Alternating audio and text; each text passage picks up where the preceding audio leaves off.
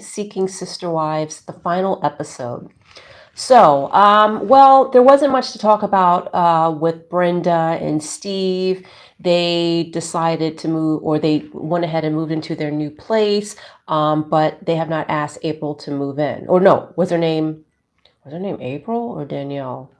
I don't know, the 21-year-old, whatever, the woman that he's been, having the sexuals with anyway. So let's see, who else? And the Epps family, he says he's continued to date Janae and Benna, but I don't even buy that. I think they just didn't have enough footage for them to wrap up. I mean, I'm not buying that. I think that's BS. I don't know if those were just people that he already knew that he kind of got to agree to come onto the show because it is, the premise of the show is seeking sister wife. You have to be actively seeking someone, right? So I think that storyline kind of crashed and burned. Let's see what else. Oh, the Joneses, Sidian and Tasha. Sidian and Tasha. Hold on one second. Hey. So Sidian and Tasha, they are going forth with their process with Ariel, and they've either planned or they visited already to go to the Philippines. Also, so then that just leaves us with the Merrifields, and the Davis family. So, honey, ooh, the Merrifields. All right. So Garrick and Danielle are back at their place in Colorado, and then they get a text message. And guess who it is? It's no one other than Bert saying basically, I'm hurt by this. It was a hard decision. I'm crying. I have a headache or whatever, but I'm not going to be coming. And he just sent her, was it $9,800? I don't think it was 98,000, right? It was nine, yeah. So like around 10 grand he had just sent her. And Danielle was, she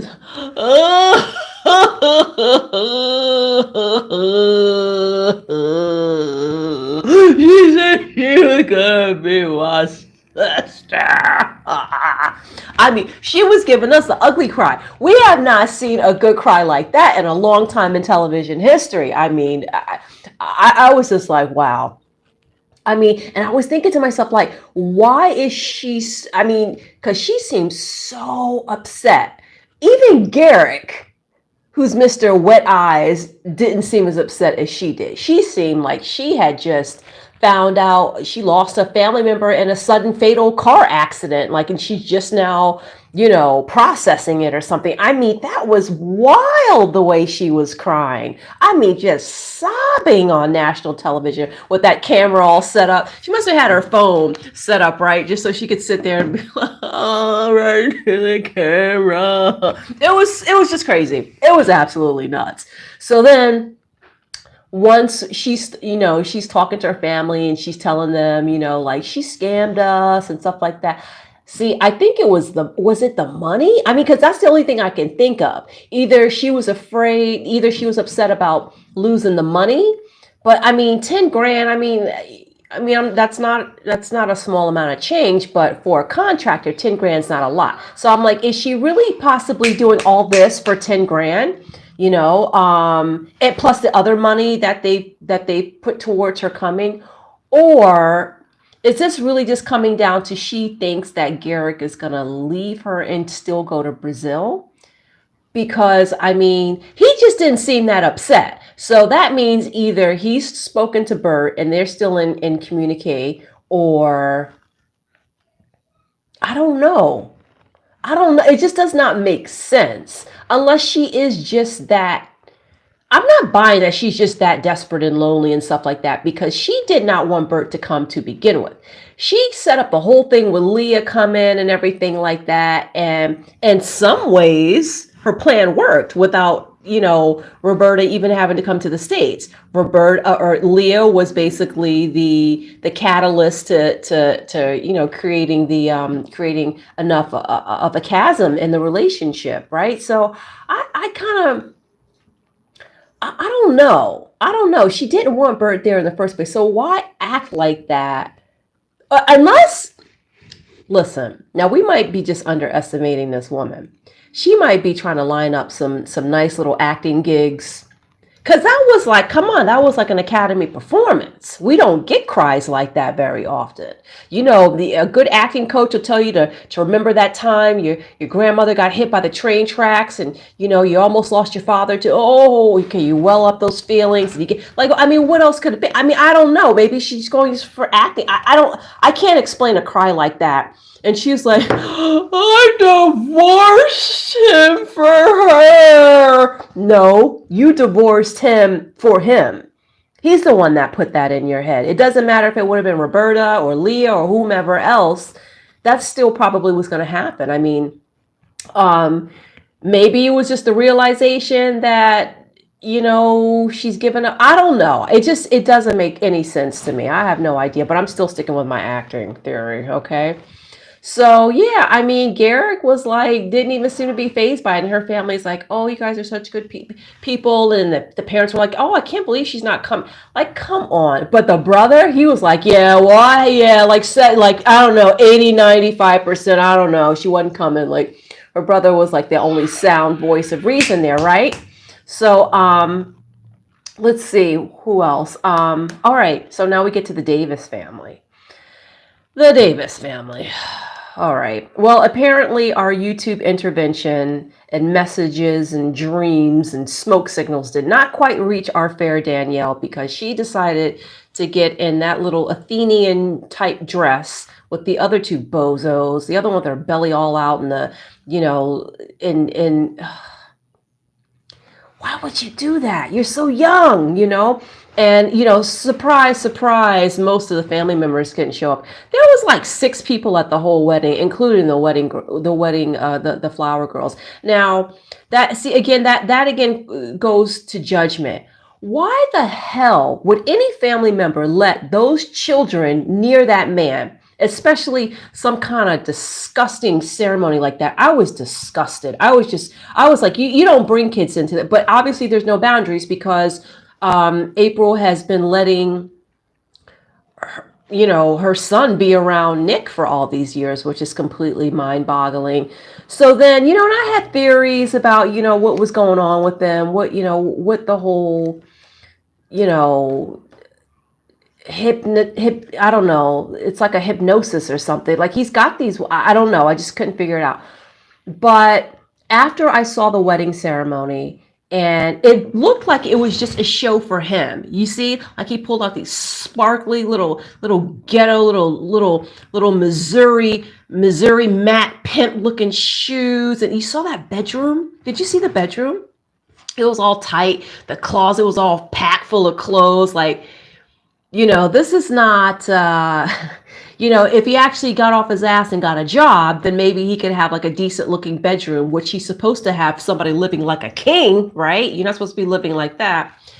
And, it's just April and her complicity. Well, she's complicit. I don't know how to say that, but she's complicit in, helping him recruit girls. So, and they're all there together. It was like a parade, like a beauty parade for him he's just sitting there like, like, yeah, don't I look good? Like that the whole way, the whole time, right? And if this is supposed to be a ceremony, a non-marriage ceremony, isn't she supposed to be in the forefront? Danielle is not supposed to be your new, not exactly so, but kind of almost like bride, right? No, it was just like, let me display all, because to him, that's his wealth, right? That's his commodities, having these women and showcasing them. So all 3 of them are there at the entire time. So, I mean, it's already a farce. It's a commitment. So come on. The father, now, I know he was embarrassed. All right. Now, I don't know why he agreed to take part in that. His mother wouldn't. Oh, last minute details and all, people they just couldn't make it. And, listen, we already know April's family cut her the F off, right? She's cut off from her family. Now, what happened to Jen's family?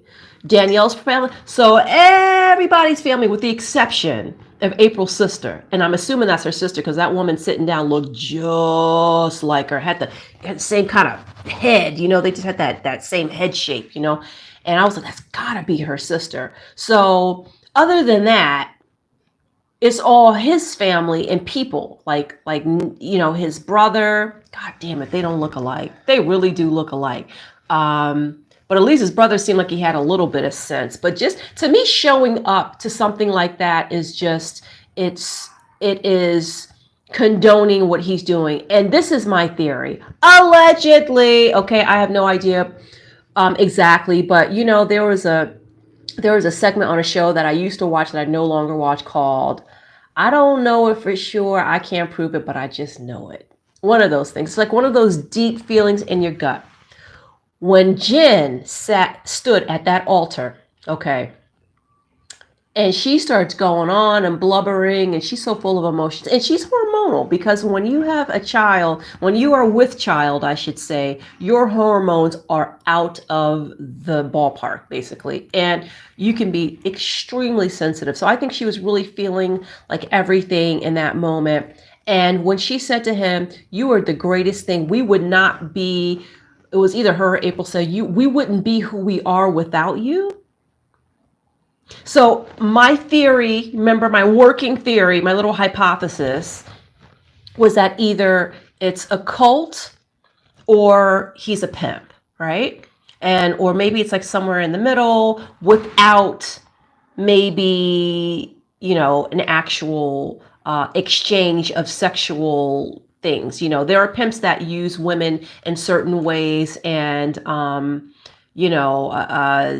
known some very unsavory people in my day, in my travels. And so I've actually seen this kind of thing happen before, which is why, when you see a woman's life destroyed in this way, it really can take a toll and make you really just kind of have like an intense disdain for people like that and really want to see them to be prosecuted to the fullest extent of the law. If not, your cousin named Bo, take him out, take him out to the country for a little drive. You know what I mean? Or, I'm just saying, like, it just brings up those feelings about people like that. But anyway,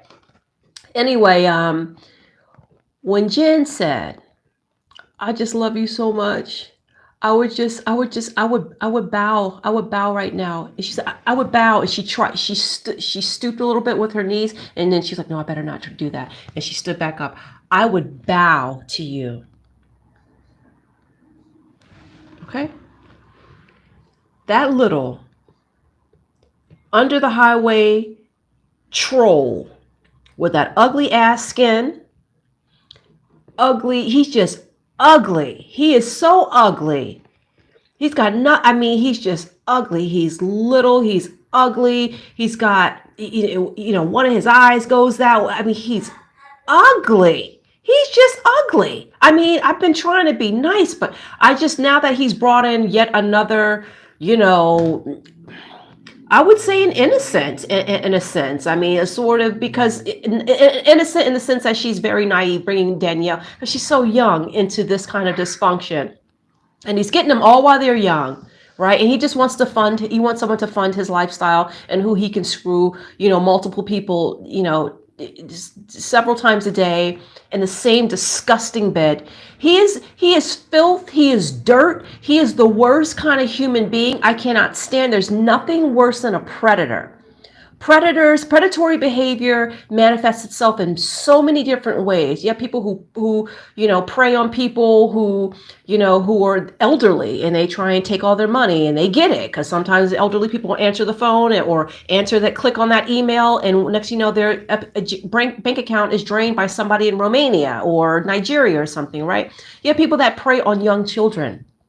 Those are those are definitely the worst. And then you have people who prey on what's somewhere between a child and an adult.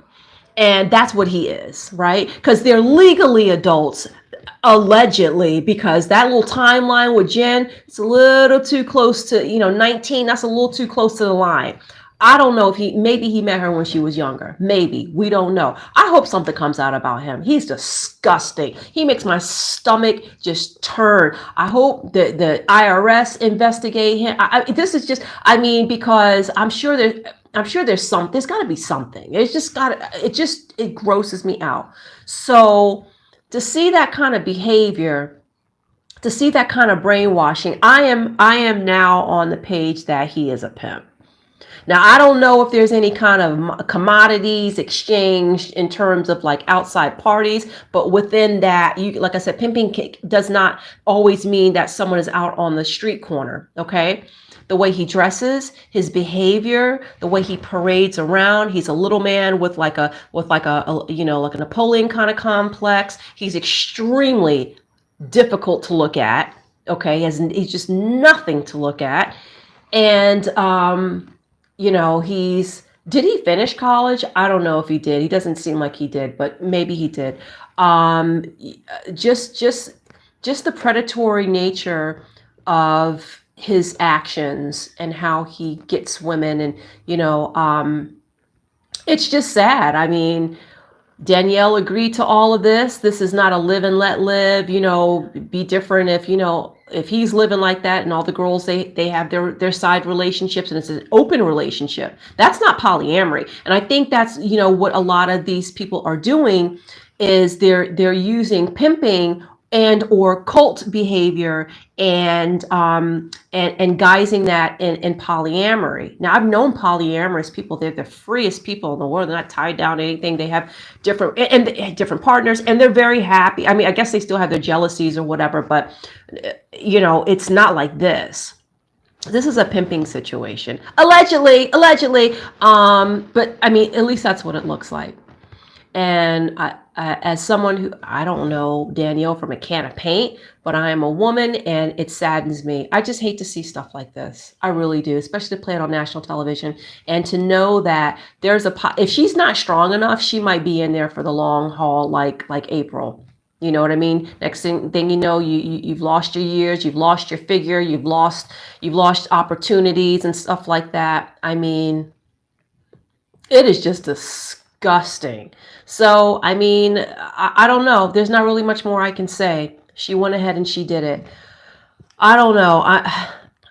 This show is getting harder and harder to review. It's entertaining in some sense, but it's hard when I mean, it's like a train wreck, right? It was like when Trump ran for office. Like he was a local clown. We knew about him in New York. He was a local scam artist, but he had gotten that show, The Apprentice, and we thought, okay, well, now he's got this notoriety. He's not going to make it. But I'm watching the news because I just want to see the train wreck. So that's what that was my thing with even with Sister Wives, that first show with Cody and his wives, because I was waiting for someone to leave. I was waiting for someone to say, I'm sick of this. I'm waiting for someone to say, I'm tired of you passing chlamydia to me every third Thursday. Like I just thought, I was going to see it. And I just had to bow out because first of all, to me, the Browns are like watching paint dry. They are so boring. They just have way too many kids. I don't like, using. Anyway, I'm not going to go into them too deep, but just watching the commercials, I see that finally Christine has left, right? So they've been on television for 10 years or something like that? For me, that's too long. I need to see the train wreck happen before 10 years. I don't have that type of patience. So that's why I bowed out maybe the second season or so of Seeking Sister Wife. So I'm waiting for the train wreck, basically. So I was just hoping, I was really, really, really, really hoping that she was going to at least maybe have an intervention from somebody in her life. So you notice how we don't see the best friends and the siblings and stuff of these people, especially Jen, because she's the youngest, she's the favorite. Now she's pregnant. Where's her people? Where's her people? If this is not a pimping situation, where's her people? Tell me that. Tell me that. I can't believe that if this is all so above board and also equal, that so few family members of these girls would come in, because what they see is just what his daddy saw. A black man with these white girls basically sitting here. He said, yeah, I know America's thinking this just this black guy got these white women mesmerized. Well, he does. He apparently there's something going on. So I'm sure that doesn't sit well with their white parents. And I don't give a goddamn if I was Himalayan. If I had a daughter and she told me about something like that, Oh no. Oh no. Honey, that those would be my last. Listen, it's a good thing I don't have a daughter. Those would be my last days of freedom. Because if I had a daughter who came home and told me that some man has convinced them to do all of this kind of stuff and give up all, I would either have to. I mean, I'd have to disown her, or I would just, I'd have to call up some unsavory types to go have a little conversation with a certain man, in that type of situation. I'm just saying. So the family, maybe I think the families. I mean, I'm just kidding, but but seriously, like if I was in that situation, at least probably disown, and that's so painful, right? You raise your kids, you want them to be productive. Yeah, maybe they don't get the kind of job that you want. Maybe they don't marry the kind of person you want, but that's like, it's like losing your kid to a cult, because even though I believe that it is a pimp situation, there's still that cult mentality that kind of seeps its way in, where he's the focus, he's like the focus point, and he's the leader, and he's the decision maker, and they give up all of their autonomy and just become completely dependent on this person who brings them nothing but control. So just because he's smiling while that eye's wandering over to the left does not mean that he's not, well, anyway. He disgusts me. That's, let's just say, that's all I can really say here on a live platform. If you guys know anybody that are in these type of situations, I mean, please try and reach out. It's hard because, when people are in situations like that with people who control and manipulate and just, they warp your mind. They always get you when you're young. Notice these women are never in their 50s, okay? Because they're not meeting anybody that's that stupid. You're getting them straight off of the, straight off of the your sweet 16 party type situation. So if you know somebody like that, do try and talk to them and give them encouragement that you'll be there. It's very hard to break people away from that because it is like a cult thing, and typically those people tend to be they tend to be isolated. So a lot of times the leader will cut you off, from other people, and not allow you to, they isolate you basically, and it's sad. It's really, really, really sad. So my heart is broken for Danielle, and that's it. That's all I got, guys. So I guess we'll see. We'll see each other next season for that. I'm still reviewing Married at First Sight at the moment. And I have been watching Roommate to Inmate, which is, oof, that's a good show, because Love After Lockup is my jam. And I was going to review that this season, but it's turned a little bit too salacious. It's getting very Jerry Springer-ish. Not that it wasn't in the beginning, but it is a little too crazy now. It's almost, I don't know, maybe Love After Lockup was more fun when less people knew about it. It was just like, it was crazy. But Roommate to Inmate is that without the romantic element, or at least they're making us believe it is, even though we know there's some romantic entanglements. There have to be. So that's on A&E. So you guys check that out. If you have any other shows that you're interested in having me review, please let me know in the comments. And if you have any comments, suggestions, or do you know anybody who has been, all the couples are different here on Seeking Sister Wife, but the Davis is that's the most disturbing, dark one to me. So if you guys know any people that are in those situations, please leave it down in the comments, and let's have a discussion, because it's sad. It happens all the time.